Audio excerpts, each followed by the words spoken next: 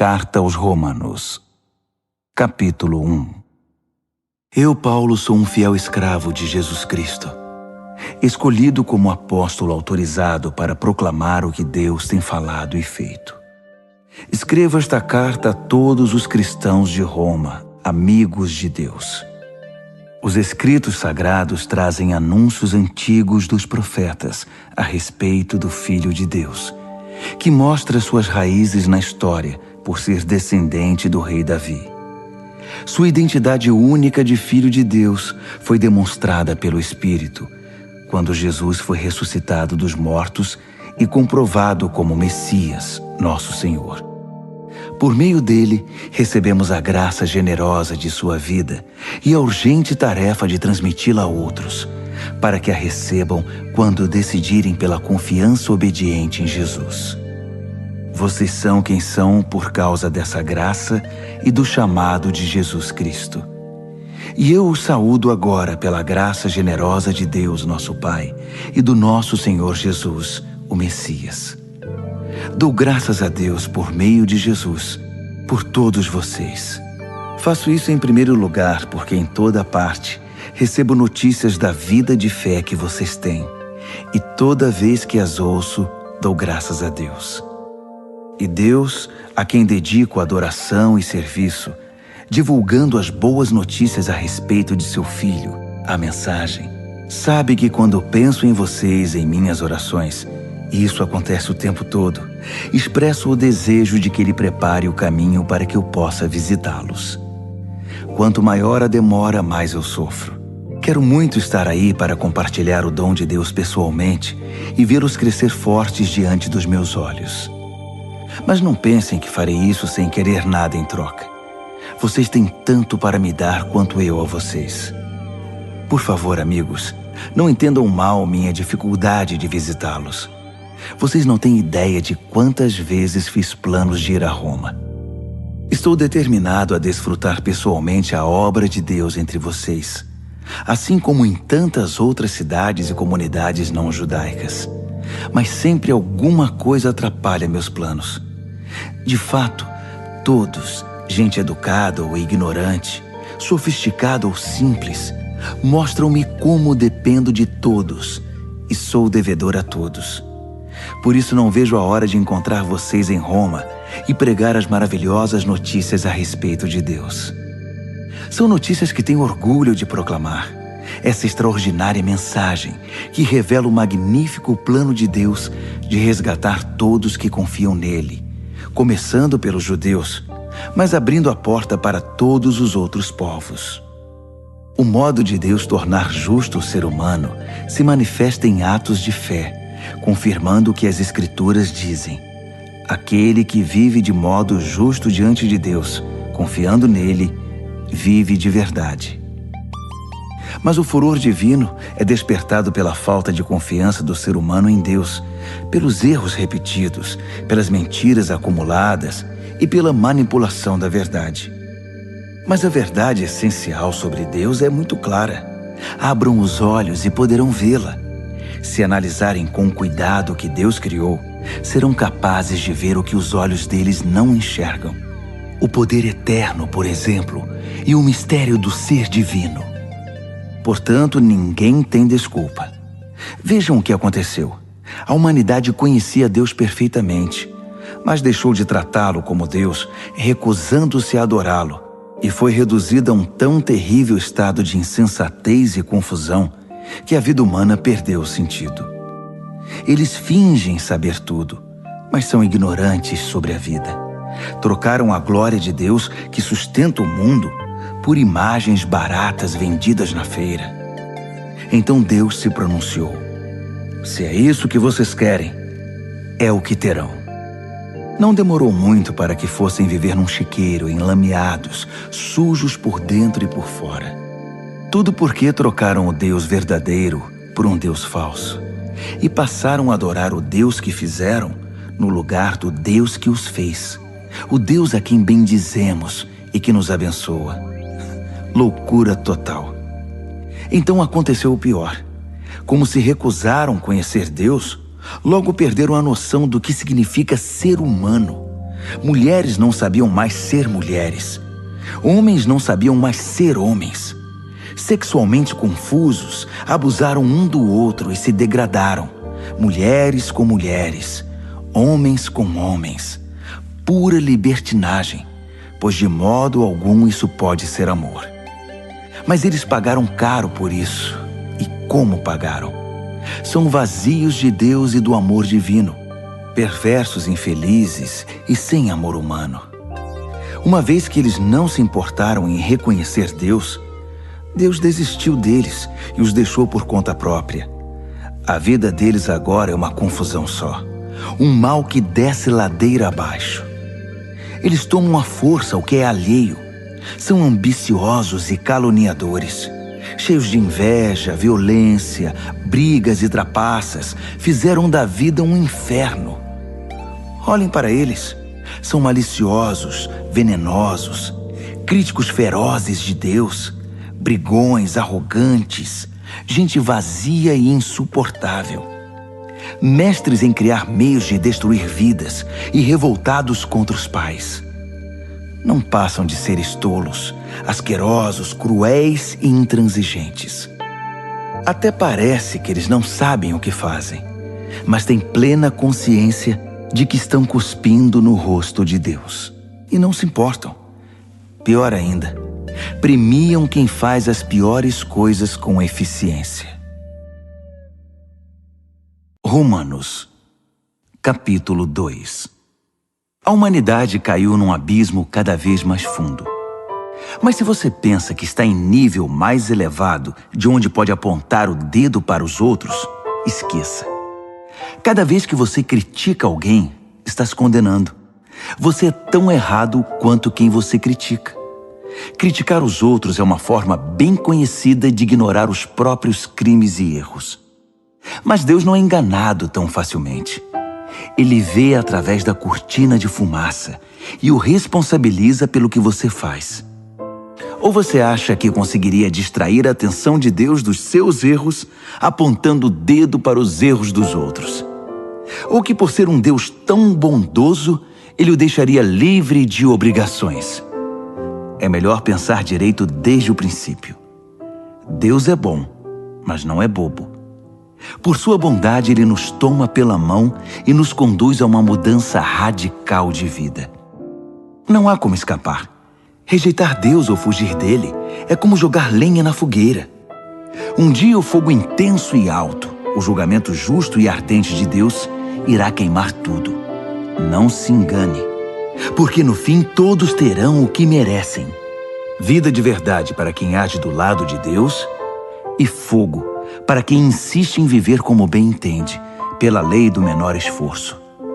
Se você age contra a sua natureza, irá se destruir. Não importa a sua origem, a sua criação ou a sua formação. Mas se você aceitar o jeito de Deus fazer as coisas, a recompensa será maravilhosa. Nesse caso, também não importa a origem ou a formação. Ser judeu não é garantia automática de aprovação. Deus não se orienta pelo que os outros dizem ou pelo que você pensa de você. Ele tem seus critérios. Se você peca sem saber, Deus leva isso em consideração. Mas se você peca de modo consciente, a história é outra. O mero ato de ouvir a lei de Deus é perda de tempo se você não faz o que Ele manda. Praticar, não apenas ouvir, é que faz diferença para Deus. Se um pagão que desconhece a lei de Deus consegue segui-la mais ou menos por instinto, ele confirma a verdade dela pela obediência. Comprova assim que a lei de Deus não é um elemento estranho imposto de fora para dentro, mas algo que faz parte da própria constituição humana. Existe algo no interior do ser humano que ecoa o sim e o não de Deus, o certo e o errado. A resposta deles ao sim e ao não de Deus será de conhecimento público no dia em que Deus tomar a decisão final a respeito de cada homem e mulher. A mensagem que proclamo por meio de Jesus Cristo leva em consideração todas essas diferenças. Se você foi educado como judeu, não pense que pode descansar em sua religião. orgulhoso de estar por dentro da revelação de Deus, de experimentar as melhores bênçãos de Deus, de estar atualizado com as doutrinas.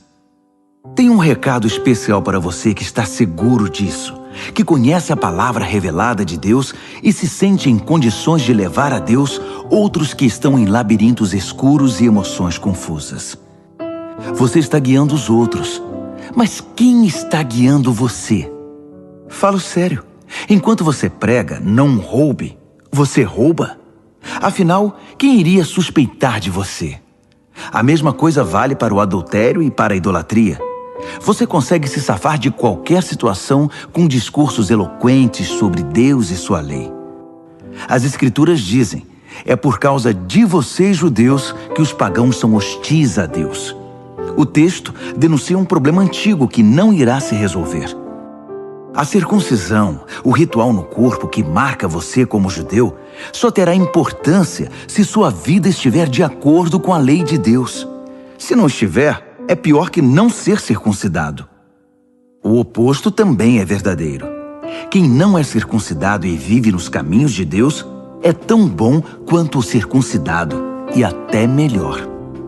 É melhor guardar a lei de Deus sem ser circuncidado que quebrá-la sendo circuncidado.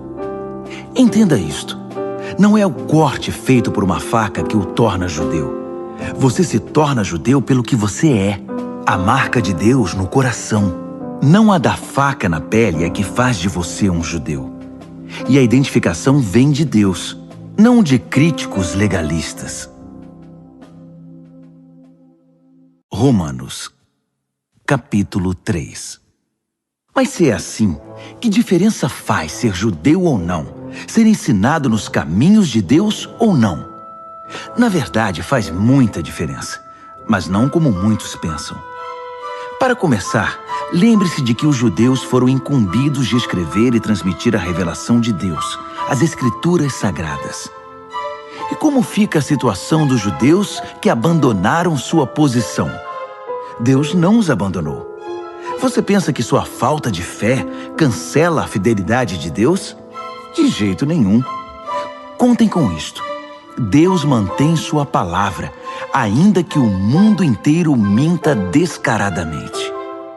As Escrituras dizem o mesmo. Suas palavras permanecem fiéis e verdadeiras. A rejeição não intimidará Deus.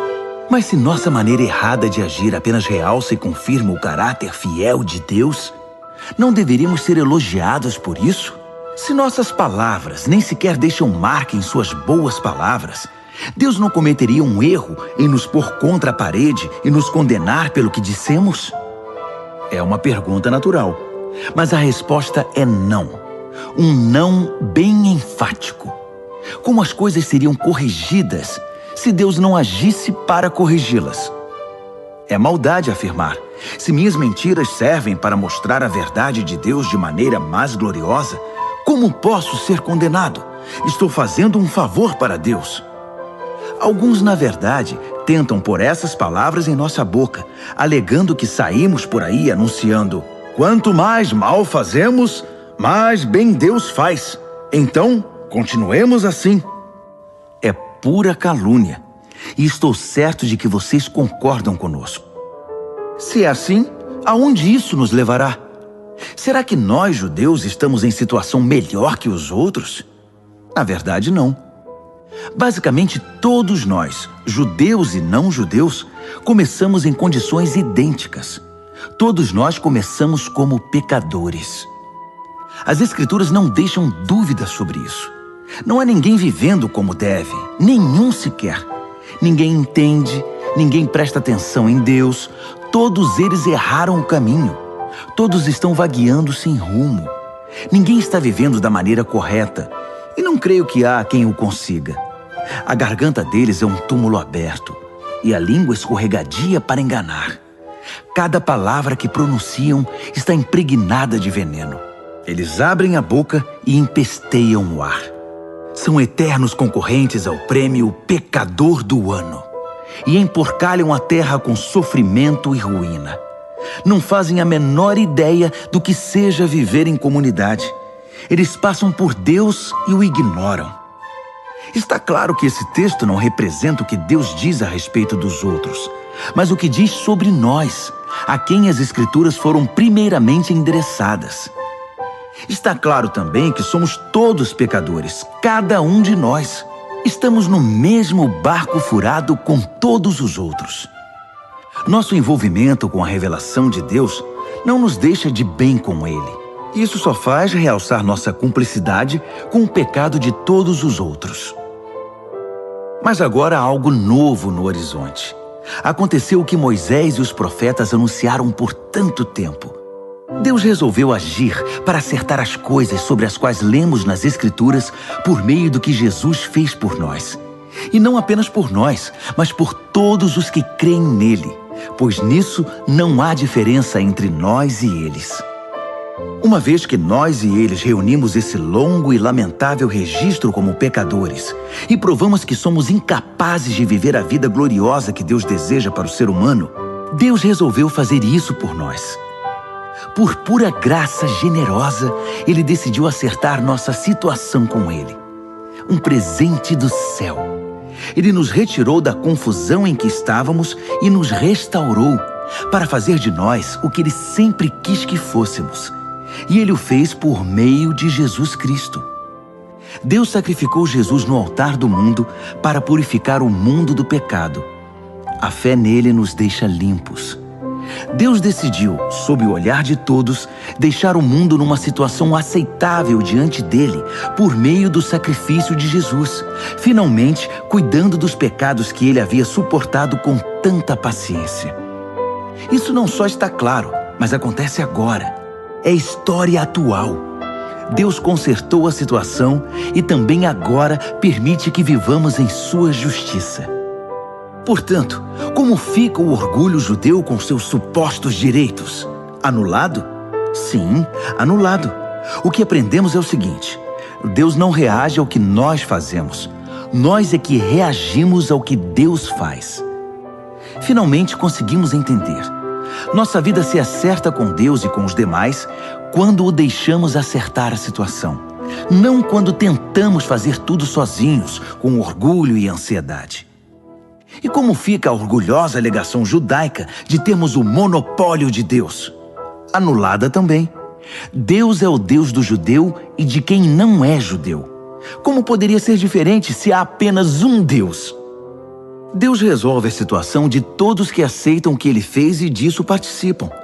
Tanto os que seguem nosso sistema religioso, quanto os que nunca ouviram falar da nossa religião. Mas ao mudar nosso foco do que nós fazemos para o que Deus faz, não anulamos a rigorosa guarda das regras e leis que Deus estabeleceu? De modo algum. Quando adotamos o estilo de vida condizente com essa reconciliação, nós as confirmamos. Romanos, capítulo 4. Pois bem, como encaixar o que sabemos a respeito de Abraão, nosso primeiro pai na fé, nessa nova maneira de enxergar as coisas? Se Abraão tivesse sido aprovado por Deus pelo que fez, ele poderia ter recebido crédito. Mas o que temos é a história de Deus, não a de Abraão. Assim lemos nas Escrituras. Abraão participou do que Deus fez por ele e isso foi decisivo. Ele acreditou que Deus podia torná-lo justo, em vez de apelar para a própria justiça. Se você dá duro e faz um bom trabalho, merece o pagamento. Ninguém pode dizer que seu pagamento é um presente. Mas se você percebe que a tarefa está muito além da sua capacidade, algo que só Deus pode fazer e confia que Ele o fará, volto a dizer, algo que você jamais conseguirá fazer, não importa como e quanto trabalhe. Essa confiança em Deus é o que o deixa numa situação aceitável diante dele, por causa de Deus. Pura graça. Davi confirma esse modo de ver as coisas ao afirmar que quem deixa Deus consertar a situação sem insistir em querer fazer algo no processo é um homem feliz. Feliz é aquele cujos crimes são perdoados, cujos registros dos pecados são apagados. Feliz é a pessoa contra quem o Senhor não tem nada a apresentar. Vocês pensam que essa bênção é dada apenas para aqueles que guardam nossas tradições religiosas e são circuncidados? Acham que a bênção pode ser dada a alguém que nunca ouviu falar das nossas tradições, que não foi criado em nossa forma de devoção para com Deus? Todos nós concordamos em que foi por aceitar o que Deus fez por Abraão que ele foi declarado justo diante de Deus, não é? Agora pensem, essa declaração foi feita antes ou depois que ele fosse marcado pelo rito pactual da circuncisão? Sabemos que foi antes. Isso significa que ele se submeteu à circuncisão como evidência e confirmação do que Deus havia feito muito antes de torná-lo plenamente aceitável. Um ato de Deus que ele aceitou de todo o coração. Isso ainda significa que Abraão é pai de todos os povos que aceitam o que Deus faz por eles, enquanto ainda estão na condição dos de fora em relação a Deus, não identificados como propriedade de Deus, isto é, como incircuncisos. Justamente, os que se encontram nessa condição é que são chamados justificados por Deus e com Deus. Abraão, claro, também é o pai dos que se submeteram ao rito da circuncisão, não apenas por causa do rito, mas porque desejavam abraçar pela fé o que Deus fez por eles, seguindo o exemplo de vida que Abraão viveu antes de ser marcado pela circuncisão. A famosa promessa de Deus a Abraão, que ele e seus descendentes possuiriam a terra, não foi feita em razão de algo que Abraão tenha feito ou viria a fazer. Foi baseada na decisão de Deus de acertar tudo para com ele, e foi disso que Abraão participou quando creu. Se alguém receber esse presente de Deus apenas por ter seguido certas ordens ou por ter cumprido formalidades, essa confiança não faz sentido, e a promessa vira um contrato frio. Seria um acordo comercial, não uma promessa santa. Um contrato cheio de pormenores, elaborado por um advogado detalhista, pode resultar em obrigações que você jamais seria capaz de cumprir. Mas se não há contrato, apenas uma promessa, e uma promessa de Deus, você não pode quebrá-la. É por isso que o cumprimento da promessa de Deus depende inteiramente da confiança que depositamos nele e em seus caminhos, e de que o aceitemos e a tudo o que ele faz. A promessa de Deus chega como um presente. É o único modo de garantir a participação nela, tanto os que guardam as tradições religiosas, quanto os que nunca ouviram falar delas. Porque Abraão é o pai de todos nós. Ele não é o nosso pai racial. Isso seria ler a história de trás para frente. Ele é nosso pai na fé. Chamamos Abraão de pai, não porque Deus lhe tenha dado atenção por ter vivido como santo, mas porque Deus agiu em Abraão quando ele não era ninguém. Não é o que lemos nas Escrituras, que Deus diz a Abraão: farei de você pai de muitos povos? Abraão foi primeiro chamado de pai e depois se tornou pai, porque ousou acreditar que Deus faria o que somente Deus poderia fazer: levantar os mortos para a vida e, com uma palavra, trazer algo à existência a partir do nada. Não havia esperança, mas Abraão creu, decidido a viver não com base no que sabia que era incapaz de fazer, mas no que Deus disse que ele faria. Assim, foi feito pai de uma multidão de povos. O próprio Deus declarou: você terá uma grande família, Abraão. Abraão não ficou pensando em sua incapacidade, dizendo: sem chance, este corpo de 100 anos nunca vai gerar um filho. Ignorou décadas de infertilidade de Sara e foi persistente. Não foi reticente sobre a promessa de Deus com questionamentos. Em vez disso, mergulhou na promessa e se fortaleceu. Ficou à disposição de Deus, certo de que ele cumpriria o que tinha dito. É por isso que se diz: Abraão foi declarado justo diante de Deus ao confiar que Deus o justificaria. Mas não é só Abraão. O mesmo acontece conosco. O mesmo é dito a respeito de nós, que aceitamos e cremos naquele que trouxe Jesus à vida, quando de igual modo não havia mais esperança.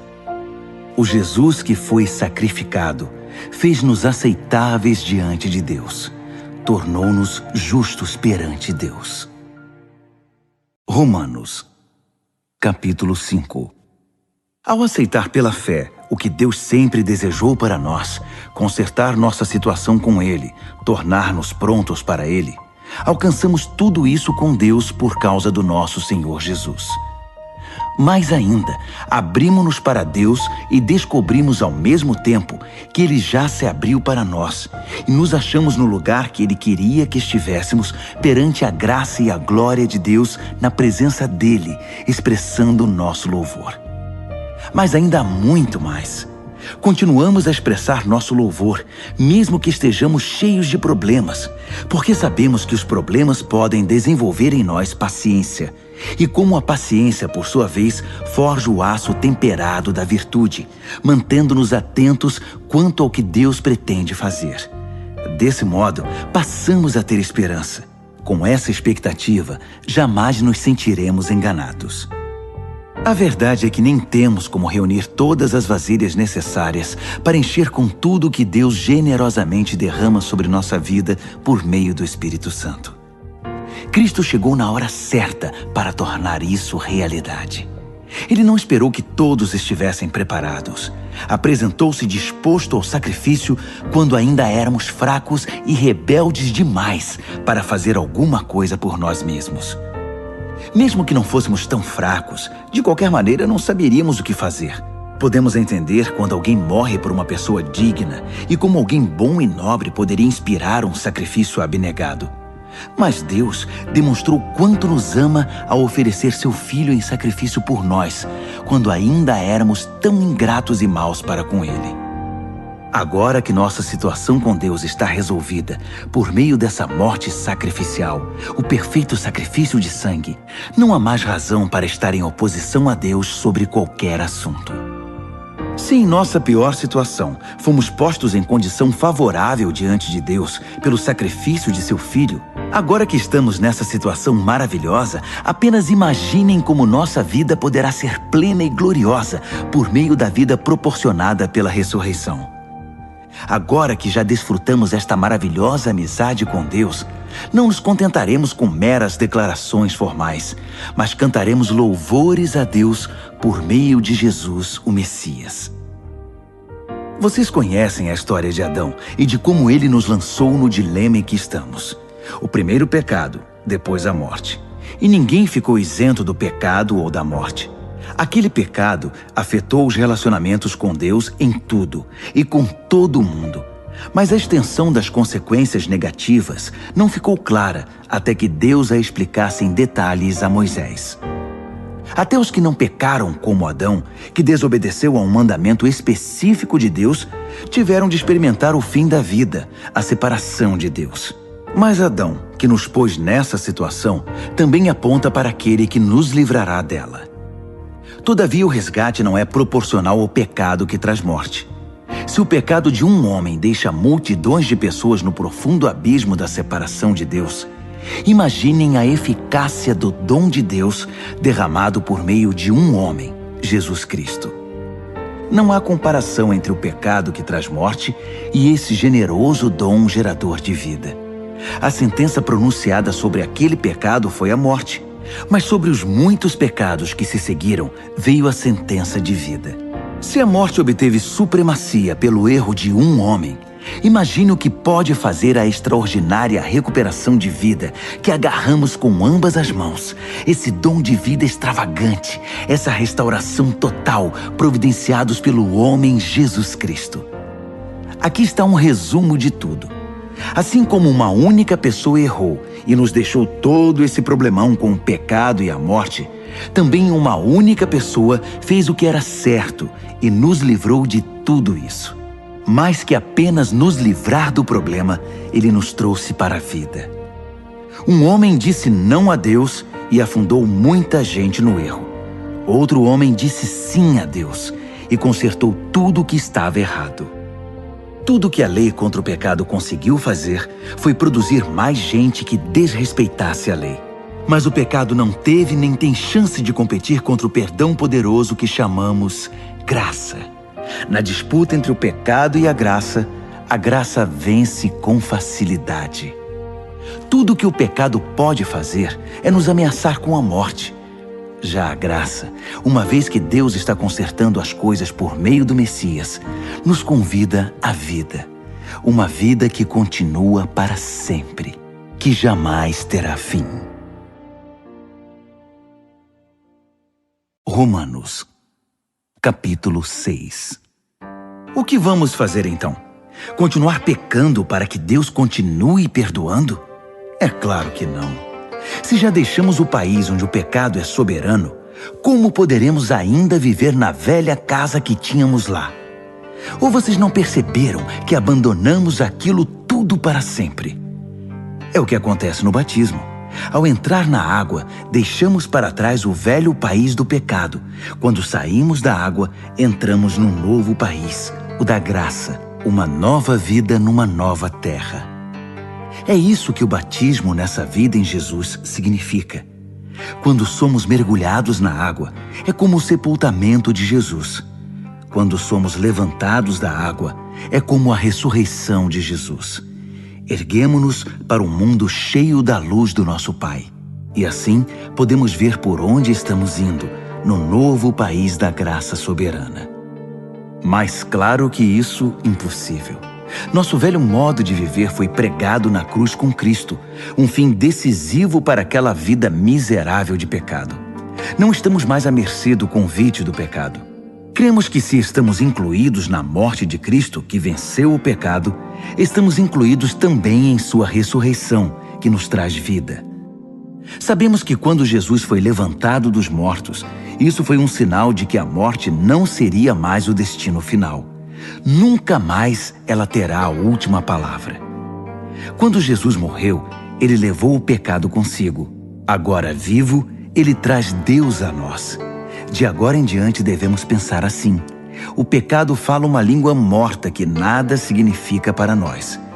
Deus fala nossa língua materna e entendemos cada palavra. Vocês estão mortos para o pecado e vivos para Deus. Foi o que Jesus fez. Isso significa que vocês devem conduzir a vida de um modo que não deem oportunidade ao pecado. Não deem a ele nenhuma chance. Evitem até as mínimas coisas que estejam ligadas com o antigo modo de viver. Abracem de todo o coração e em tempo integral o modo de Deus agir. Lembrem-se de que vocês foram ressuscitados. O pecado não pode mais ditar as regras da vida de vocês.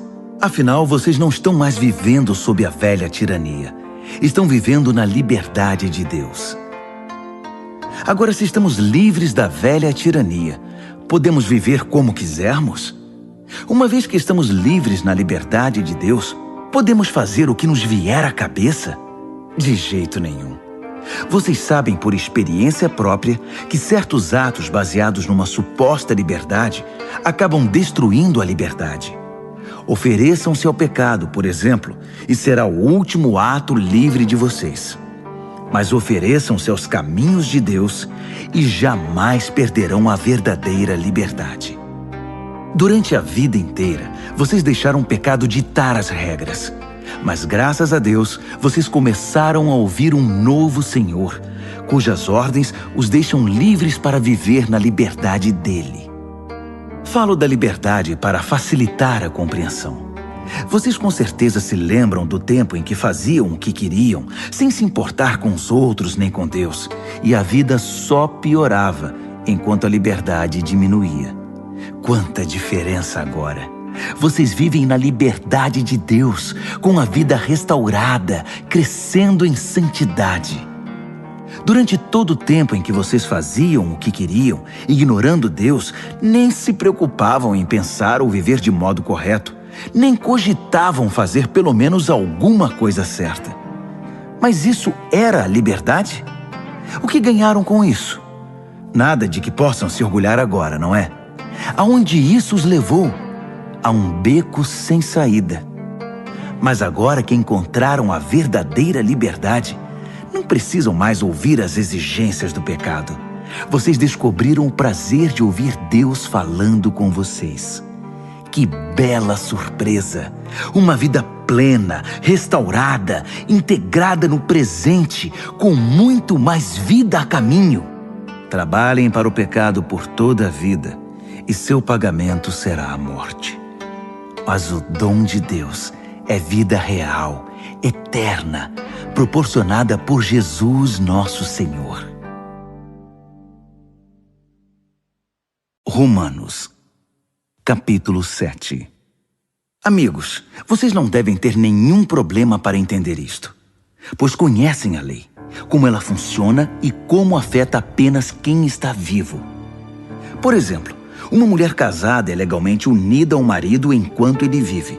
Mas se ele morrer, ela está livre. Se viver com outro homem enquanto o marido está vivo, sem dúvida ela será adúltera.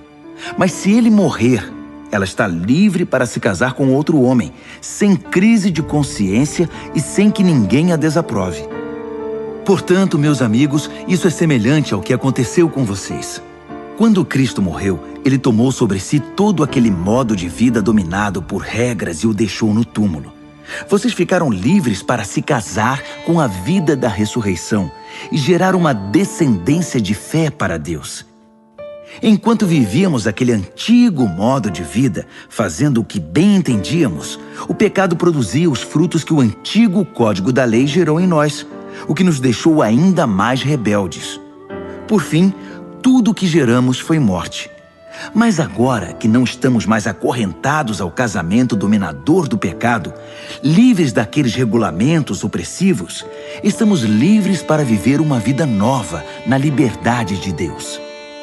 Alguém pode dizer, se o código da lei era tão mau assim, ele não era melhor que o pecado. Não é verdade. O código da lei tinha uma função legítima.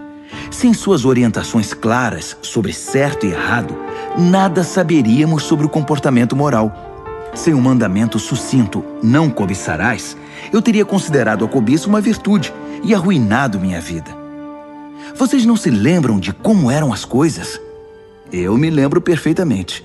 O código da lei começou muito bem, mas acontece que o pecado encontrou uma maneira de perverter o mandamento, transformando-o em tentação, fazendo dele um fruto proibido.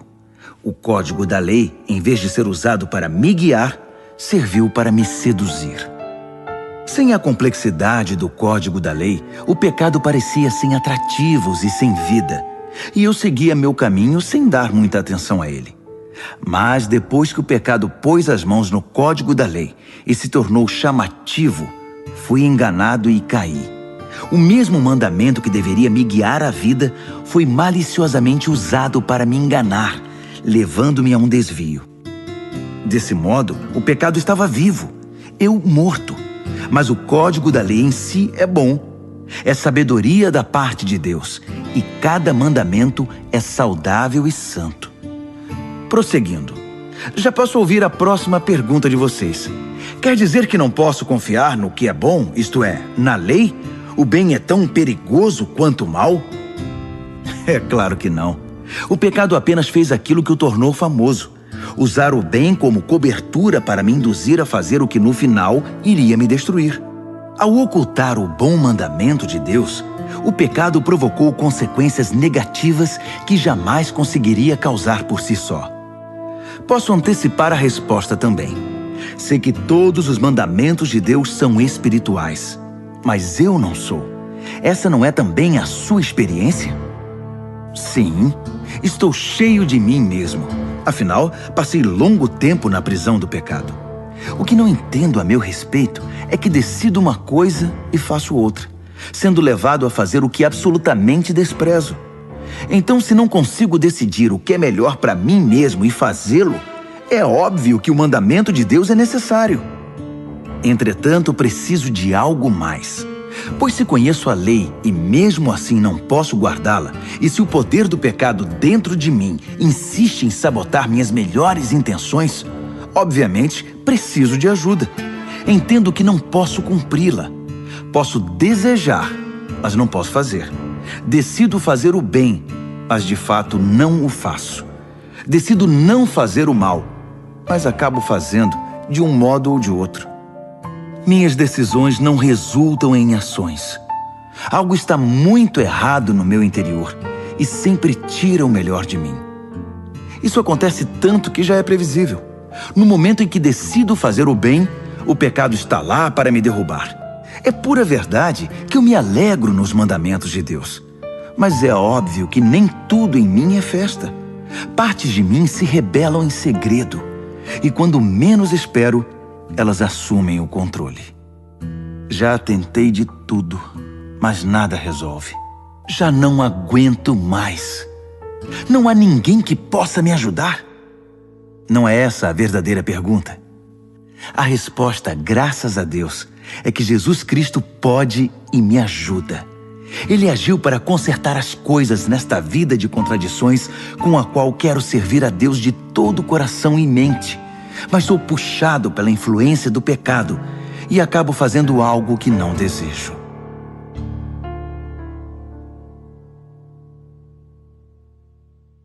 Romanos, capítulo 8. Com a chegada de Jesus, o Messias, o dilema fatal foi resolvido. Os que estão em Cristo não precisam mais viver numa nuvem escura e depressiva. Um novo poder está atuando. O Espírito da vida em Cristo, como um vento forte, limpou totalmente o ar, libertando vocês de uma tirania brutal nas mãos do pecado e da morte. Deus acertou em cheio quando enviou seu Filho. Não tratou do problema como algo distante e sem importância. Em seu Filho, Jesus assumiu pessoalmente a condição humana, entrou na confusão da humanidade que vive em conflito para consertar as coisas de uma vez por todas.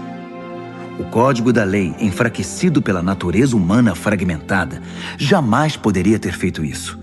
A lei acabou usada como paliativo para o pecado, nunca para a cura completa. E agora o que o código da lei pede, mas que não conseguiríamos cumprir por nós mesmos, é que em vez de redobrar nossos esforços, simplesmente aceitemos o que o Espírito está fazendo em nós. Os que pensam que podem fazê-lo por si mesmos terminam obcecados por medir sua força moral, mas sem resultados na vida real. Os que confiam na ação de Deus descobrem que o Espírito de Deus está neles, vivendo e respirando Deus. Ficar obcecado consigo mesmo nessa questão é entrar num beco sem saída.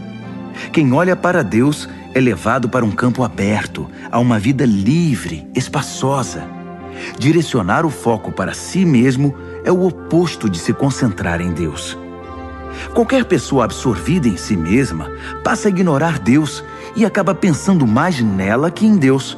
Ignora quem Deus é e o que Ele está fazendo. E Deus não gosta de ser ignorado. Mas se o próprio Deus está em vocês, dificilmente irão pensar mais em vocês mesmos que nele. Quem não recebeu esse Deus invisível, mas plenamente presente, o Espírito de Cristo, não saberá do que estamos falando. Mas vocês que o receberam e o têm habitando em vocês, mesmo que ainda experimentem as limitações do pecado, experimentam a vida de acordo com Deus. Não há dúvida de que se o Deus vivo e presente, que ressuscitou Jesus dentre os mortos, atua na vida de vocês, Ele fará em vocês o mesmo que fez em Jesus. Ele os trará vivos para si. Quando Deus vive e respira em vocês, e Ele o faz, como fez em Jesus, vocês são libertos daquela vida morta. Com seu Espírito vivendo em vocês, o corpo de vocês será tão cheio de vida quanto de Cristo. Vocês não percebem que não devemos um centavo à velha vida, na qual a pessoa tem de fazer tudo por si. Não há nada nessa vida para nós, nada mesmo. O melhor a fazer é dar a ela um enterro definitivo e se engajar na nova vida. O Espírito de Deus nos chama. Há muito o que fazer e lugares para conhecer. A vida da ressurreição que vocês receberam de Deus não é vazia. Nela há uma constante expectativa de aventura que sempre pergunta para Deus: e agora, Pai, o que vamos fazer? Como as crianças fazem. O Espírito de Deus entra em contato com o nosso espírito e confirma a nossa identidade. Sabemos quem Ele é e sabemos quem somos, Pai e filhos. Sabemos também que vamos receber o que está por vir, uma herança inacreditável. Iremos passar pelo que Cristo passou. Se enfrentamos momentos difíceis com Ele, então é certo que com Ele passaremos momentos inesquecíveis. Não penso que seja possível fazer uma só comparação entre os tempos difíceis de hoje e os bons tempos que virão. O mundo criado quase não se contém esperando pelo que vem a seguir. Tudo na criação sofre restrições. Deus a controla até que todas as criaturas estejam prontas e possam ser libertadas para os tempos gloriosos que virão. Enquanto isso, a alegria aumenta com a expectativa. Tudo ao nosso redor observa uma criação grávida. Os tempos difíceis de dor neste mundo são apenas dores de parto. Mas isso não é apenas ao nosso redor, é também dentro de nós. O Espírito de Deus está nos impulsionando por dentro. Nós também sentimos as dores de parto. Nosso corpo estéril e sem vida deseja a libertação plena. É por isso que esperar não nos diminui, assim como a espera não diminui a gestante. Na verdade, é uma espera que nos faz sentir grandiosos. Naturalmente não vemos o que nos causa isso, mas quanto mais esperamos, mais nos sentimos assim, e mais alegre se torna a nossa expectativa. Se em algum momento nos cansamos de esperar, o Espírito de Deus está ao nosso lado, nos dando aquela força. Se não sabemos como orar, não importa. Ele ora em nós e por nós, utilizando nossos suspiros sem palavras, nossos gemidos de dor. Ele nos conhece melhor que nós mesmos, conhece nossa condição de gravidez e nos mantém na presença de Deus. Assim, podemos ter certeza de que cada detalhe em nossa vida de amor a Deus é transformado em algo muito bom. Deus sempre soube o que estava fazendo. Ele decidiu desde o princípio moldar a vida daqueles que o amam pelos mesmos padrões da vida do Filho, pois o Filho é o primeiro da fila na humanidade que ele restaurou. Nele, vemos a vida humana em sua forma original. Depois de decidir como seus filhos deveriam ser, Deus continuou convidando as pessoas, chamando-as pelo nome. Em seguida, ele as firmou numa sólida base, nele mesmo. Após ter feito tudo isso, ele permanece com essas pessoas até o fim, concluindo gloriosamente o que havia iniciado. Então, o que acham? Deus está ao nosso lado, assumiu nossa condição e se expôs ao pior quando enviou o próprio Filho. Haveria alguma coisa que ele não faria por nós de modo espontâneo e feliz? Quem ousaria implicar com os escolhidos de Deus, arrumando briga com ele? Quem ousaria ao menos apontar um dedo? Aquele que morreu por nós e por nós foi ressuscitado para a vida, está na presença de Deus nesse exato momento, intercedendo por nós. Acham que alguém será capaz de levantar uma barreira entre nós e o amor de Cristo por nós? Não há como. Nem problemas, nem tempos difíceis, nem ódio, nem fome, nem desamparo, nem ameaças de poderosos, nem punhaladas nas costas, nem mesmo os piores pecados listados nas Escrituras. Eles nos matam a sangue frio porque odeiam a ti. Somos vítimas fáceis. Eles nos pegam um a um. Nada disso nos intimida, porque Jesus nos ama. Estou convencido de que nada, vivo ou morto, angelical ou demoníaco, atual ou futuro, alto ou baixo, pensável ou impensável, absolutamente nada pode se intrometer entre nós e o amor de Deus, quando vemos o modo com que Jesus, nosso Senhor, nos acolheu. Romanos, capítulo 9. Ao mesmo tempo, vocês precisam saber que todo o tempo carrego comigo uma imensa tristeza, uma dor profunda dentro de mim, e nunca me livro dela. Não estou exagerando. Cristo e o Espírito Santo são minhas testemunhas. São os israelitas. Se houvesse um jeito de eu ser amaldiçoado pelo Messias para que eles fossem abençoados por ele, eu o faria sem hesitar. Eles são minha família, cresci com eles. Eles tinham tudo: família, glória, reuniões, revelações, adoração, promessas. Sem falar que são o povo de onde veio o Messias, o Cristo, que é Deus sobre tudo, sempre. Amém. Mas não pensem que a palavra de Deus tenha falhado em algum ponto. O problema é antigo. Para começar, nem todos os israelitas fisicamente são israelitas espiritualmente. Não foi a linhagem de Abraão que trouxe essa identidade, e sim a promessa de Deus. Lembram-se do que foi dito? Sua família será considerada por Isaque? Isso significa que a identidade israelita nunca foi determinada fisicamente, por transmissão genética, mas por Deus, pela promessa. Lembram-se da promessa? Quando eu voltar no próximo ano por esta época, Sara terá um filho. E não foi a única vez. Também foi feita uma promessa para Rebeca, muito além da genética. Quando ficou grávida do nosso antepassado Isaque e esperava os gêmeos ainda inocentes, incapazes de fazer bem ou mal, ela recebeu uma confirmação especial da parte de Deus. Na ocasião, Deus mostrou que seu propósito não é algo que dependa do que fazemos ou deixamos de fazer, e sim determinado por sua decisão, vindo diretamente de sua iniciativa. Deus disse a Rebeca: o primeiro a nascer dos gêmeos ocupará o segundo lugar. Mais tarde, a situação deu origem à dura frase: eu amei Jacó, mas rejeitei Esaú.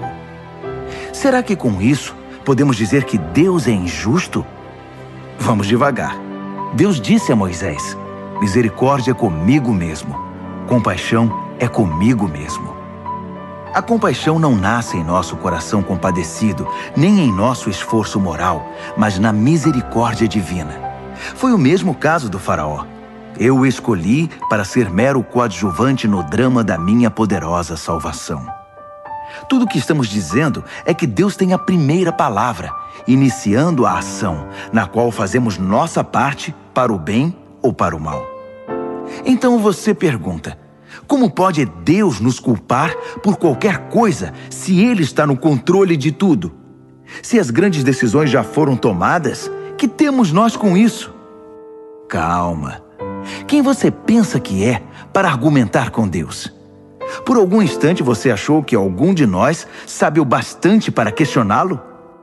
O vaso não se dirige aos dedos que o moldaram dizendo: por que você me deu essa forma? Não é óbvio que o oleiro tem todo o direito de transformar um pedaço de argila num vaso de flores e outro numa panela de cozinhar feijão? Se Deus precisa de um pote especial para a sua ira e outro para a sua bondade gloriosa, não estará Ele certo? O mesmo Ele fez com os judeus, mas também acontece com outros povos. Oséias deixa isso claro: eu chamarei os sem nome e os nomearei. Chamarei os desprezados e os farei amados. No lugar em que gritaram: você não é ninguém, eles chamam vocês de filhos do Deus vivo. Isaías mantém a ênfase. Se cada grão de areia da praia fosse numerado e a soma chamada escolhidos de Deus, eles seriam ainda números, não nomes. A salvação vem por escolha pessoal. Deus não nos conta, chama pelo nome. Meros números não são seu objetivo. Isaías enxergou esta realidade. Se nosso poderoso Deus não nos tivesse dado um legado de filhos vivos, acabaríamos como cidades fantasma, como Sodoma e Gomorra. Como resumir tudo isso? Todos os que não pareciam interessados no que Deus estava fazendo, na verdade, abraçaram o que Deus fazia quando Ele endireitou a vida deles. E Israel, que parecia tão interessado em ler e falar sobre o que Deus estava fazendo, distanciou-se de Deus. Como puderam se distanciar? Porque em vez de confiar em Deus, eles assumiram o controle. Estavam envolvidos no que eles mesmos faziam, tão envolvidos nos seus projetos de Deus que não perceberam Deus à sua frente, como uma pedra no meio da estrada. Então tropeçaram nele e continuaram caindo. E Isaías de novo junta tudo isso numa metáfora. Cuidado, pus uma pedra enorme no caminho para o Monte Sião, uma pedra que você não pode contornar. Mas eu sou a pedra. Se você me procura, me encontrará a caminho, não obstruindo o caminho. Romanos, capítulo 10. Acreditem em mim, amigos. Para Israel desejo o melhor. Salvação, nada menos que isso. É o que desejo de todo o coração e em todo tempo oro a Deus por isso. Sei que os judeus são muito dedicados a Deus, mas estão fazendo tudo ao contrário. Não parecem entender que esse acerto da condição humana, que é a salvação, é obra de Deus, e muito bem sucedida. Eles montam suas lojas de salvação ao longo da rua e apregoam sua mercadoria. Após todos esses anos de recusa em se relacionar com Deus, nos termos dele, insistindo em fazer tudo à sua maneira, eles nada conseguiram como resultado.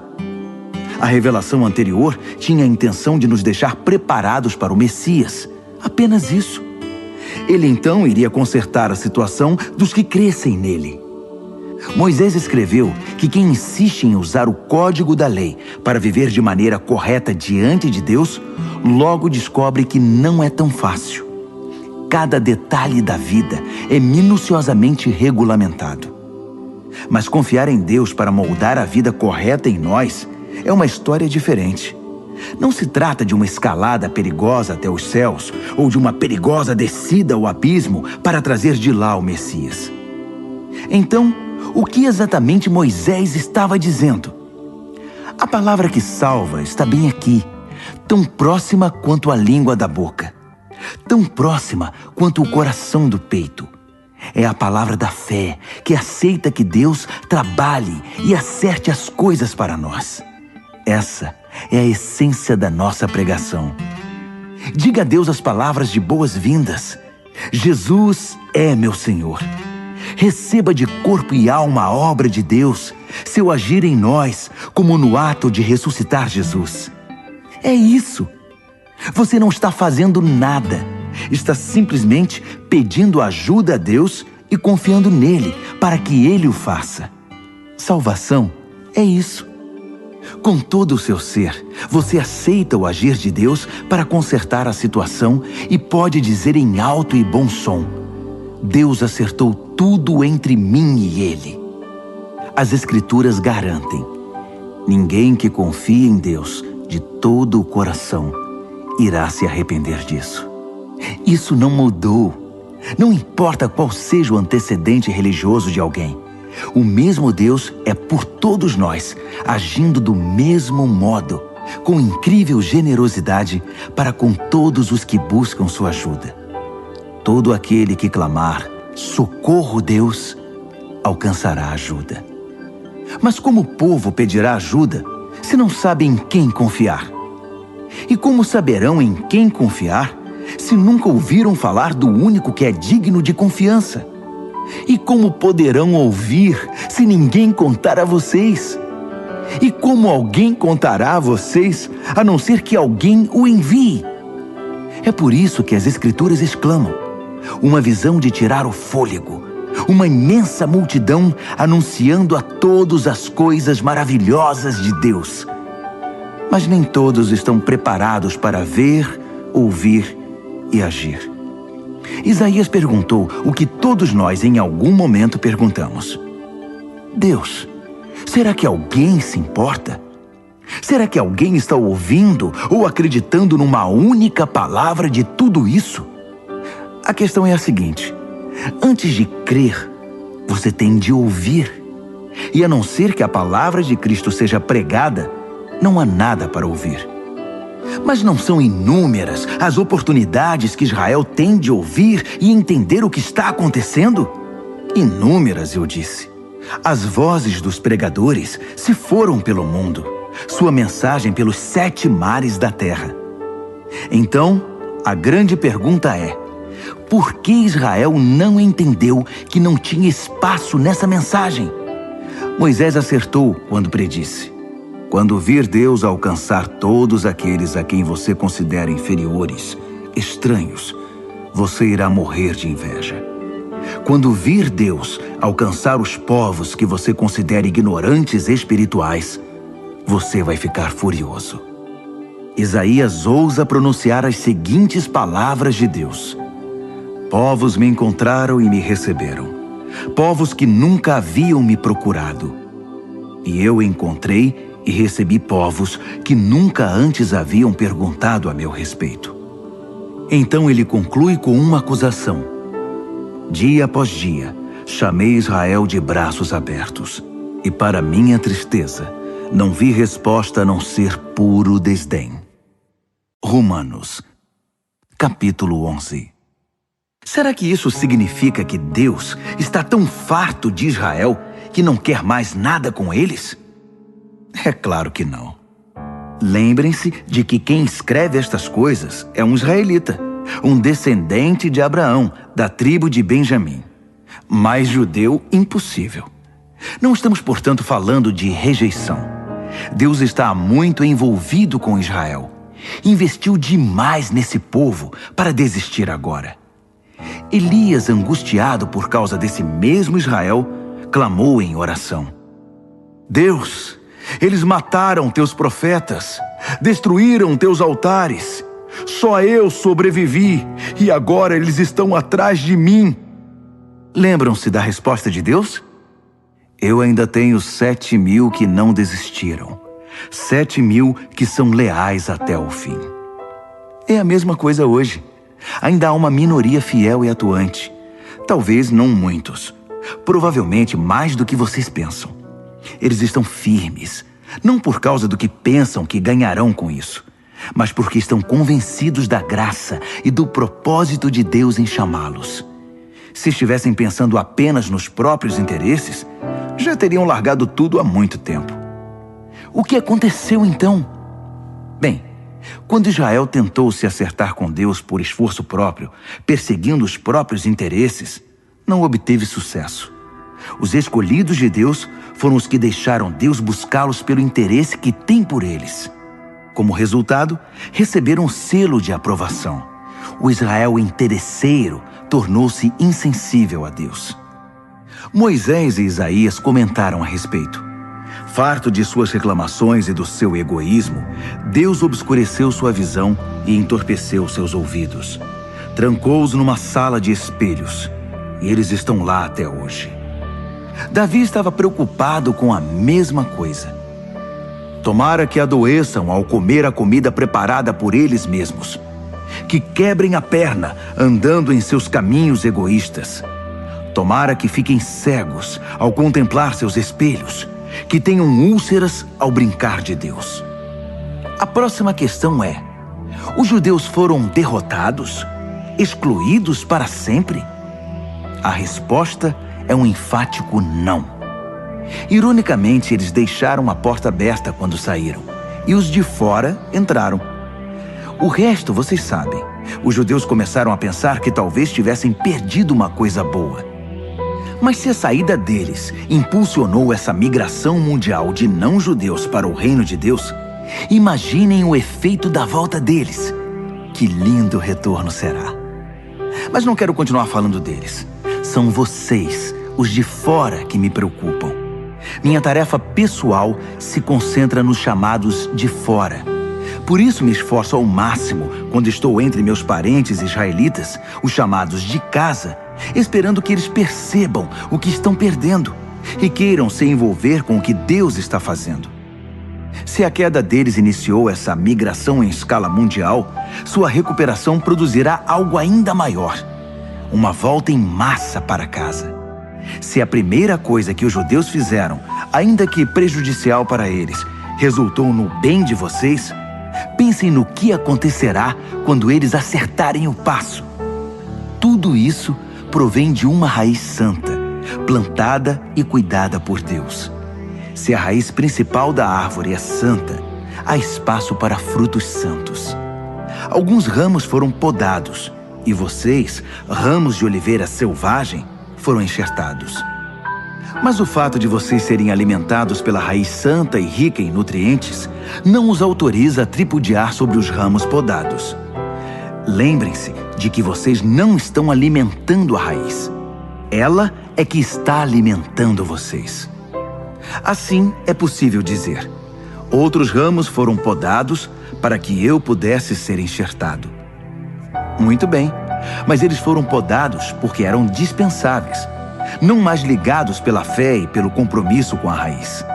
A única razão pela qual vocês estão na árvore é porque o enxerto de vocês pegou quando creram e porque vocês estão ligados à raiz que nutre a fé.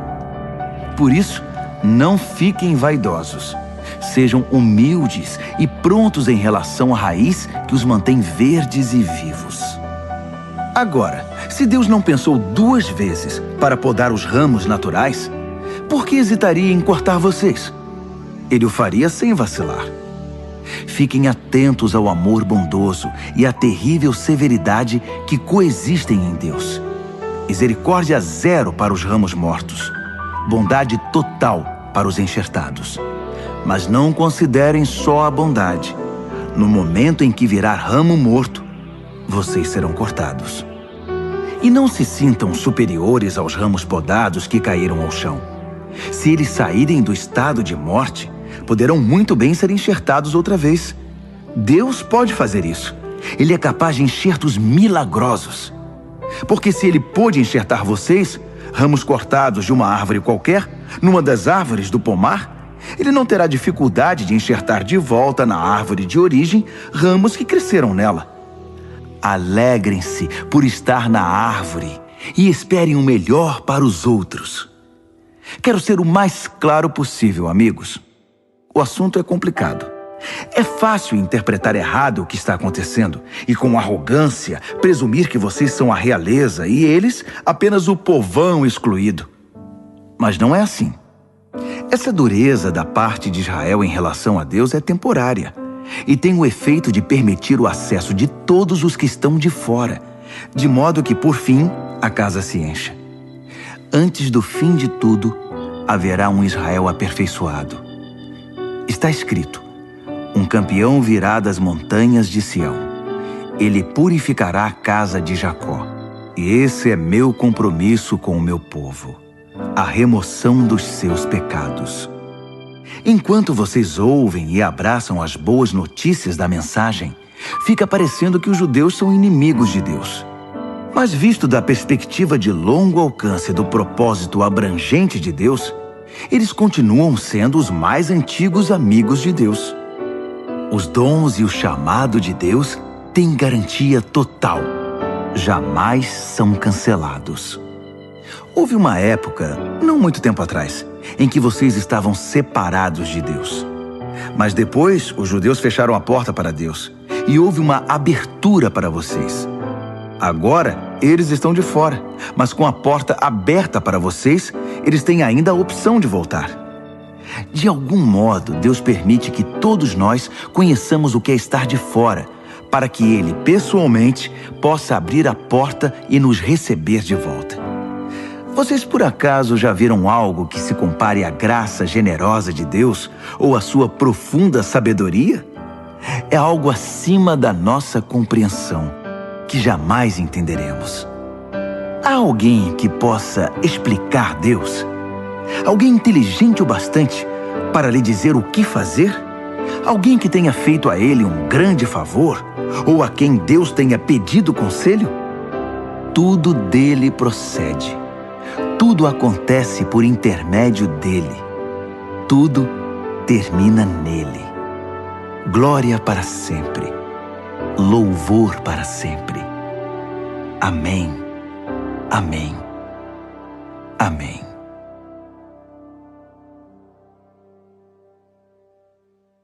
Romanos, capítulo 12. Portanto, com a ajuda de Deus, quero que vocês façam o seguinte: entreguem a vida cotidiana, dormir, comer, trabalhar, passear, a Deus, como se fosse uma oferta. Receber o que Deus fez por vocês é o melhor que podem fazer por Ele. Não se ajustem demais à sua cultura, a ponto de não poderem pensar mais. Em vez disso, concentrem a atenção em Deus. Vocês serão mudados de dentro para fora. Descubram o que Ele quer de vocês e tratem de atendê-lo. Diferentemente da cultura dominante, que sempre os arrasta para baixo ao nível da imaturidade, Deus extrai o melhor de vocês e desenvolve em vocês uma verdadeira maturidade. Ao escrever para vocês, Sinto profunda gratidão por tudo que Deus me deu, especialmente pela responsabilidade que tenho por vocês. Vivendo assim, como cada um de vocês em pura graça, é importante que não tenham um conceito errado de vocês mesmos, achando que têm alguma bondade para apresentar a Deus. Não, é Deus quem concede tudo a vocês. O único modo de nos entendermos é pelo que Deus é e pelo que Ele faz por nós, não pelo que somos e fazemos por Ele. Assim, somos como as várias partes do corpo humano. Cada parte tem seu significado no corpo, visto como um todo, mas não o contrário. O corpo de que estamos falando é o corpo formado pelas pessoas escolhidas por Cristo. Cada um de nós encontra significado e função como parte desse corpo. Não podemos ser como um dedo decepado que não tem valor. Então, desde que estejamos ligados às outras partes constituídas de maneira genial e funcionando maravilhosamente no corpo de Cristo, sejamos o que fomos feitos para ser, sem inveja ou sentimento de superioridade sobre os outros, sem tentar ser algo que não somos. Se você prega, limite-se a pregar a mensagem de Deus. Se você ajuda, apenas ajude. Não tente assumir o comando. Se você ensina, apegue-se ao ensino. Se você tem a capacidade de encorajar, tome cuidado para não se tornar autoritário. Se você recebeu alguma posição de responsabilidade, não manipule. Se você foi chamado para ajudar gente em angústia, fique de olhos abertos e seja rápido em responder. Se você trabalha com os desamparados, não se permita ficar irritado ou deprimido por causa deles. Mantenha o sorriso. Amem de verdade, não de maneira fingida. Evitem o mal ao máximo. Apeguem-se ao bem como puderem. Sejam bons amigos que amam profundamente. Não procurem estar em evidência. Não se deixem esgotar. Mantenham-se animados e dispostos. Sejam servos vigilantes do Senhor, com uma expectativa alegre. Não desistam em tempos difíceis, mas orem com fervor. Ajudem os cristãos necessitados e pratiquem a hospitalidade. Abençoem os inimigos. Não haja maldição em suas palavras. Riam quando seus amigos estiverem alegres. Chorem com eles quando estiverem tristes. Ajudem-se uns aos outros. Não sejam arrogantes. Façam amigos entre as pessoas mais simples. Não se julguem importantes. Não revidem. Descubram a beleza que há em todos. Se você a descobriu em você, faça o mesmo com todos. Não insistam na vingança. Ela não pertence a vocês. Eu vou julgar. Eu vou cuidar disso, diz Deus. As Escrituras recomendam que se você vir seu inimigo com fome, ofereça-lhe um bom almoço. Se estiver com sede, dê-lhe de beber. Sua bondade irá surpreendê-lo. Não permita que o mal vença em sua vida, mas vença o mal com a prática do bem. Romanos, capítulo 13. Sejam bons cidadãos. Todos os governos estão abaixo de Deus. Se há paz e ordem, é ordem de Deus. Então vivam de modo responsável como cidadãos. Se forem irresponsáveis para com o Estado, estarão sendo irresponsáveis para com Deus, e Deus pedirá contas disso. As autoridades constituídas só serão uma ameaça se desobedecerem. Os cidadãos decentes não têm o que temer. Querem estar em boa situação com o governo? Sejam cidadãos responsáveis, e o governo trabalhará a seu favor. Mas se vocês desobedecem às leis o tempo todo, cuidado. Os guardas não estão aí apenas para serem admirados por seus uniformes. Deus também tem interesse em manter a ordem e os usa para isso. Portanto, vivam com responsabilidade, não apenas para evitar a punição, mas por ser a maneira certa de viver. É por isso também que vocês pagam impostos, para que a ordem seja mantida. Cumpram suas obrigações como um cidadão. Paguem seus impostos. paguem suas contas, respeitem seus superiores. Não façam dívidas, a não ser a imensa dívida de amor que vocês têm uns para com os outros. Quando vocês amam uns aos outros, estão cumprindo a lei, o código da lei. Não durma com uma pessoa casada, não tire a vida de ninguém, não pegue o que não é seu, não fique o tempo todo desejando o que você não tem. E todos os outros nãos que você pensar se resume nisto. Ame o próximo como a você mesmo. Você não faz nada errado quando ama o próximo. Adicione tudo ao código da lei e a soma total sempre dará amor. Mas cuidem para não serem absorvidos pelas obrigações diárias a ponto de perderem tempo e se distraírem de Deus. A noite está quase acabando. O dia vai raiar. Estejam atentos ao que Deus está fazendo. Ele está dando os últimos retoques na obra de salvação que começou quando cremos. Não podemos desperdiçar as preciosas horas do dia em futilidades, preguiça, distração, brigas e disputas. Saiam da cama e vistam-se. Não desperdicem o tempo, nem se demorem esperando até o último minuto. Revistam-se de Cristo e estejam preparados. Romanos, capítulo 14. Recebam de braços abertos os irmãos que não veem as coisas como vocês. Não os atropelem toda vez que eles fizerem ou falarem algo com o qual vocês não concordam, mesmo quando parecer que eles são fortes nas opiniões, mas fracos na fé. Tratem-nos com gentileza. Por exemplo, uma pessoa viajada pode muito bem estar convencida de que pode comer de tudo que há na mesa, enquanto o outro, com uma formação diferente, pode pensar que o certo é ser vegetariano. Mas como ambos são convidados à mesa de Cristo, não seria desagradável se um começasse a criticar o que o outro comeu ou deixou de comer? Afinal, Deus convidou ambos para a sua mesa. O que você vai fazer? Cortá-los da lista de convidados? Ou interferir nesse amor de Deus que a todos recebe? Se há correções a serem feitas ou lições a serem aprendidas, Deus pode lidar com elas sem sua ajuda.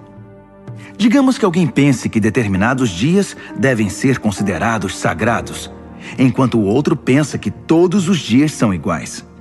Há boas razões para cada opinião.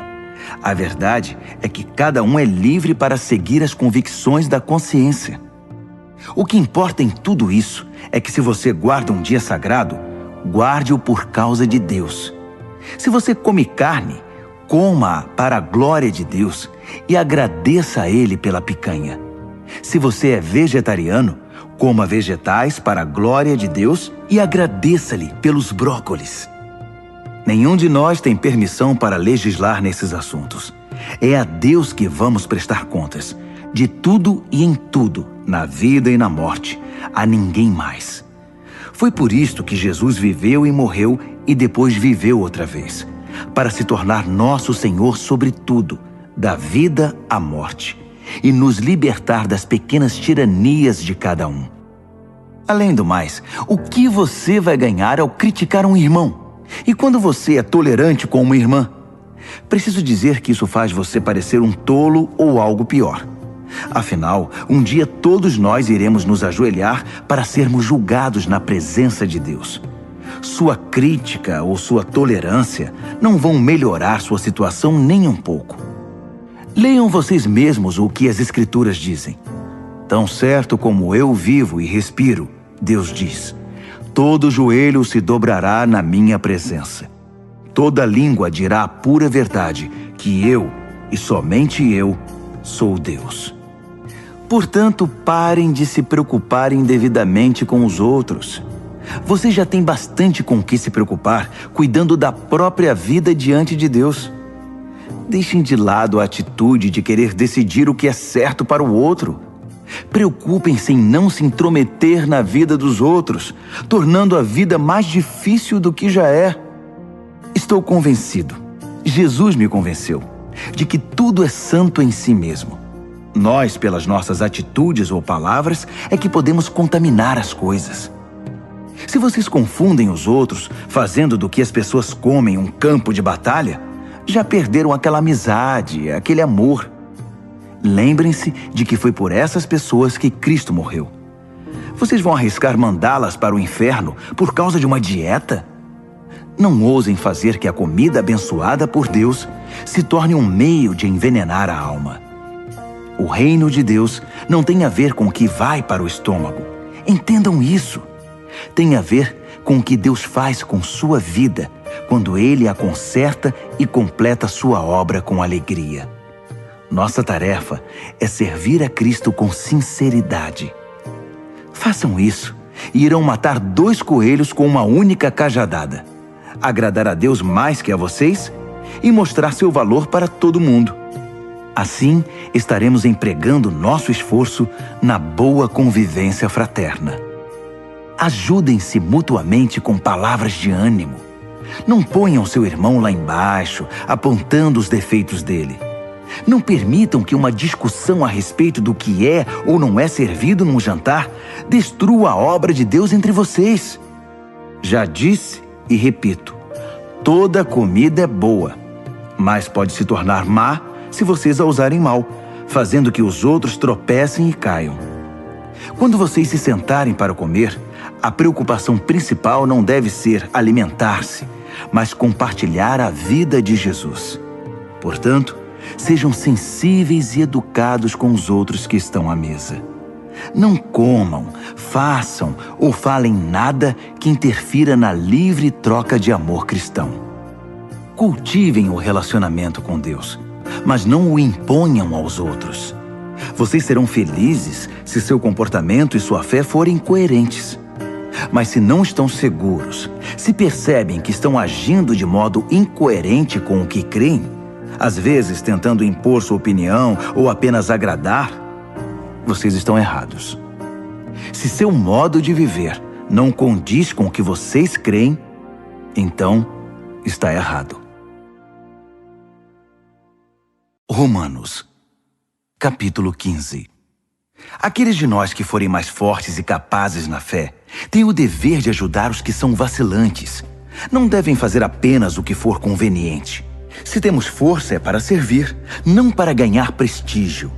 Cada um de nós precisa se preocupar com o bem-estar alheio, sempre perguntando: como posso ajudar? Foi o que Jesus fez. Ele não facilitou as coisas para si mesmo, evitando os problemas alheios, mas sempre estava disposto a ajudar. Assuma os problemas dos problemáticos. Assim as Escrituras apresentam a questão. Ainda que isso tenha sido registrado nas Escrituras há muito tempo, estejam certos de que foi escrito para nós. Deus quer que o seu chamado firme e permanente, combinado com o conselho caloroso e pessoal das Escrituras, venham a nos caracterizar, mantendo-nos alerta para o que Ele vier a fazer.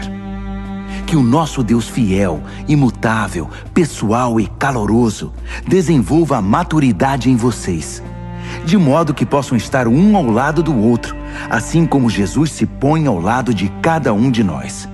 Então seremos um coral. Não apenas nossa voz, mas nossa vida cantará um hino maravilhoso, em perfeita harmonia ao Deus e Pai do nosso Senhor Jesus Cristo. Portanto, estendam a mão e acolham uns aos outros para a glória de Deus. Jesus fez. Agora é a vez de vocês.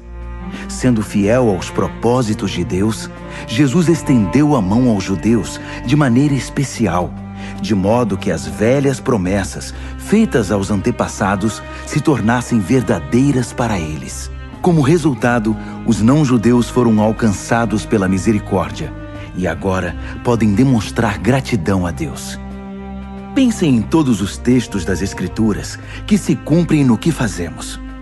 Por exemplo, então vou reunir os que são de fora no cântico de um hino. Vou cantar ao seu nome. E esta: vocês, os de fora e os de dentro, alegrem-se juntos. E outra vez: povos de todas as nações, celebrem a Deus. Todas as cores e raças, deem louvor sincero. E a palavra de Isaías: eis a raiz do nosso antepassado Jessé, progredindo na terra e tornando-se uma grande árvore. alta o bastante para que todos em toda parte a vejam e tenham esperança. Que o Deus da esperança viva encha vocês de alegria e paz, para que a vida de vocês se encha da energia vivificante do Espírito Santo e transborde de esperança. Pessoalmente, estou bastante satisfeito com o que vocês são e com o que estão fazendo. Parecem bem orientados e bastante motivados, capazes de guiar e orientar uns aos outros. Então, queridos amigos, não tomem minha linguagem ousada e dura como crítica. Não estou criticando, apenas destacando quanto preciso da ajuda de vocês para levar adiante esta tarefa específica que Deus me deu, esta obra evangélica e sacerdotal de servir às necessidades espirituais dos não-judeus, para que eles possam ser apresentados como oferta aceitável a Deus e se tornem íntegros e santos pelo Espírito Santo de Deus. Olhando para o que já foi feito e o que tenho observado, devo dizer que estou muito satisfeito. No contexto de Jesus, eu diria até orgulhoso, mas apenas nesse contexto. Não tenho interesse em dar a vocês um relato pormenorizado das minhas aventuras. Apenas as palavras e os atos de Cristo no presente, poderosos e transformadores para mim, que desencadearam uma resposta de fé entre os de fora. Nesses caminhos, tenho pregado a mensagem de Jesus, desde Jerusalém até o noroeste da Grécia. Tenho tido o cuidado de levar a mensagem apenas aos lugares nos quais Jesus ainda não é conhecido e adorado, seguindo o que está escrito: aqueles a quem nunca se falou a respeito dele, estes irão vê-lo. Os que nunca ouviram falar dele, estes receberão a mensagem. É por isso que estou demorando tanto para visitar vocês. Mas agora que não há mais trabalho pioneiro a ser feito nessas regiões, e como há muitos anos desejo ir vê-los, estou finalmente planejando minha visita. Vou para a Espanha, e então espero passar por aí e desfrutar a companhia de vocês até que, em tempo oportuno, me enviem com a bênção de Deus. Mas primeiro vou a Jerusalém entregar a oferta de auxílio aos seguidores de Jesus que vivem ali. Os gregos, em todo o caminho dos macedônios no norte até os da Acaia no sul, decidiram fazer uma coleta para os cristãos pobres de Jerusalém. Fizeram isso com prazer, mas também era obrigação deles. Percebendo que usufruíam os dons espirituais que generosamente vinham da comunidade de Jerusalém, era o dever deles aliviar aquela pobreza. Tão logo eu entregue pessoalmente a cesta de frutos, parto para a Espanha, fazendo uma parada em Roma para ver vocês. Minha esperança é que essa minha visita se torne uma grande bênção de Cristo. Queridos amigos, tenho um pedido. Orem por mim. Orem fervorosamente comigo e por mim. A Deus o Pai, pelo poder do nosso Senhor Jesus e pelo amor do Espírito, para que eu seja liberto da cova dos leões dos descrentes na Judéia. Orem também para que minha oferta de auxílio aos cristãos de Jerusalém seja aceita no mesmo espírito em que foi recolhida. Assim, querendo Deus, irei até vocês com um coração leve e ansioso pelo consolo da companhia de vocês. O Deus da paz seja com todos vocês. Amém. Romanos, capítulo 16. Recebam bem nossa amiga Febe, que está a serviço do Senhor com a hospitalidade pela qual nós cristãos somos conhecidos. De todo o coração eu a recomendo, bem como sua obra. Ela é uma representante central da igreja de Cencreia. Ajudem-na em tudo o que ela pedir. Febe merece tudo o que fizerem por ela, pois já ajudou muita gente, até mesmo a mim. Saúdem Priscila e Áquila, que têm trabalhado lado a lado comigo servindo Jesus. Eles arriscaram a vida por minha causa, e não sou o único que é agradecido a eles. Todos os grupos de cristãos não-judeus também devem muito a esse casal, para não falar da igreja que se reúne na casa deles. Saúdem meu querido amigo Epêneto. Ele foi o primeiro seguidor de Jesus na província da Ásia. Saudações a Maria, como ela tem trabalhado por vocês. Saudações aos meus primos Andrônico e Júnias. Houve uma vez que compartilhamos uma cela de prisão. Eles já seguiam Cristo antes de eu me converter. Ambos são líderes destacados. Saudações a Amplíato, meu bom amigo na família de Deus. Saudações ao Urbano, nosso companheiro na obra de Cristo, e ao meu bom amigo Estaques. Saudações a Apeles, um verdadeiro e aprovado veterano no caminho de Cristo. Saudações à família de Aristóbulo. Saudações ao meu primo Herodião. Saudações a Trifena e Trifosa, mulheres prontas em servir o Senhor. Saudações a Pérside, amiga querida que tanto tem trabalhado em Cristo. Saudações a Rufo, um escolhido do Senhor, e a sua mãe. Ela tem sido também uma querida mãe para mim. Saudações a Asíncreto, Flegonte, Hermes, Pátrobas, Hermas e também as famílias deles. Saudações a Filólogo, Júlia, Nereu e sua irmã, e Olimpas, e a todos os seguidores de Jesus que vivem com eles. Abraços santos para todos. Todas as igrejas de Cristo enviam suas saudações mais calorosas. Amigos, um conselho final. Estejam atentos com relação aos que extraem algo do ensinamento que vocês aprenderam e depois o usam para criar confusão. Evitem essas pessoas. Elas não têm intenção de viver para o Senhor. Estão aqui pelo que podem obter e falam de modo piedoso para enganar os ingênuos.